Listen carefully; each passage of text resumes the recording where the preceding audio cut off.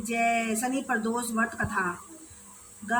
गगाचार्य जी कहा कि हे महामते, आप शिव शंकर प्रसन्न हेतु समस्त प्रदोष व्रत का वर्णन किया। अब हमें शनि प्रदोष विधि सुनने की इच्छा रखते हैं, सो आप कृपया करके सुनाइए। तब सूत जी बोले, हे ऋषि, निश्चयात्मक रूप से आपका शिव पार्वती के चरणों में अत्यंत प्रेम है। मैं आपको शनि प्रदोष के व्रत की विधि बताता हूँ, सो ध्यान से सुने। पुरातन कथा है कि एक निर्धन ब्राह्मणी की स्त्री दरिद्रता से दुखी हो शांडिल्य ऋषि के पास जाकर बोली, हे महामुनि, मैं अत्यंत दुखी हूँ, दुख निवारण का उपाय बताइए। मेरे दोनों पुत्र आपकी शरण में हैं। मेरे ज्येष्ठ पुत्र का नाम धर्म, जो कि राजपुत्र है, और लघु का नाम, दोनों सूचिवत है। हम दरिद्र हैं, आप ही हमारा उद्धार कर सकते हैं। इतनी बात सुन ऋषि ने शिव प्रदोष व्रत करने के लिए कहा। तीनों प्राणी प्रदोष करने के लिए कुछ समय पश्चात प्रदोष व्रत आया। तीनों ने व्रत का संकल्प लिया।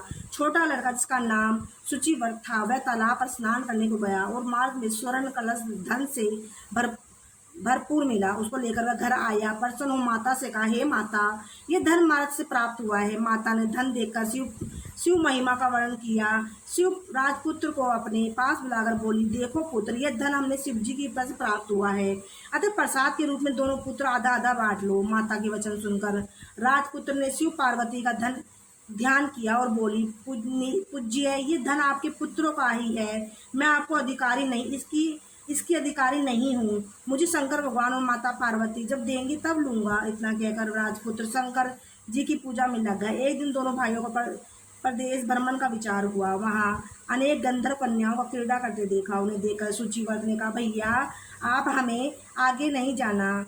इतना कहकर सूचिव्रत उसी स्थान बैठ गया। राजपुत्र अकेला ही स्त्रियों के बीच में जा पहुंचा। वहाँ एक स्त्री अति सुंदर राजकुमार को देख मोहित हो गई और राजकुमार के पास पहुंचकर कहने लगी, मैं यहाँ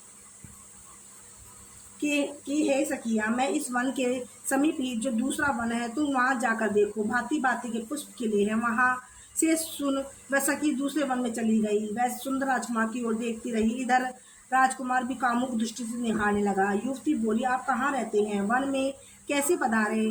कि राजा के पुत्र है? क्या नाम है? राजकुमार बोला, मैं निधर्व देश नरेश का पुत्र हूँ, आप अपना परिचय दे। युवती बोली, मैं विद्रविक नामक गंधर्व की पुत्री हूँ। मेरा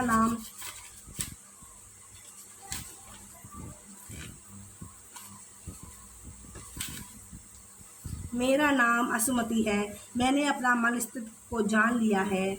आप मुझ पर मोहित हैं। विद्युपति ने हमारा तुम्हारा संयोग मिलाया है।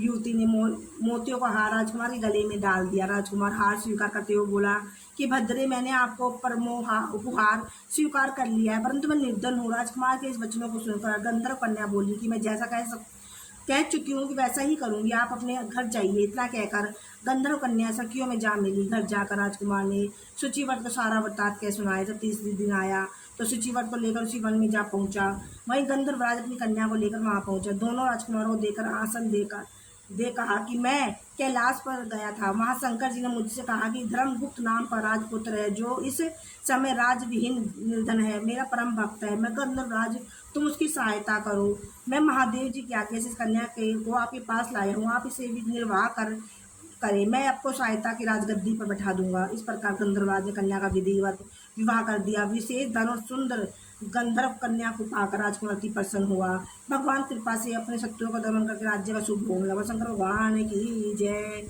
ओम नमः शिवाय। शिव जी सदा सहाय।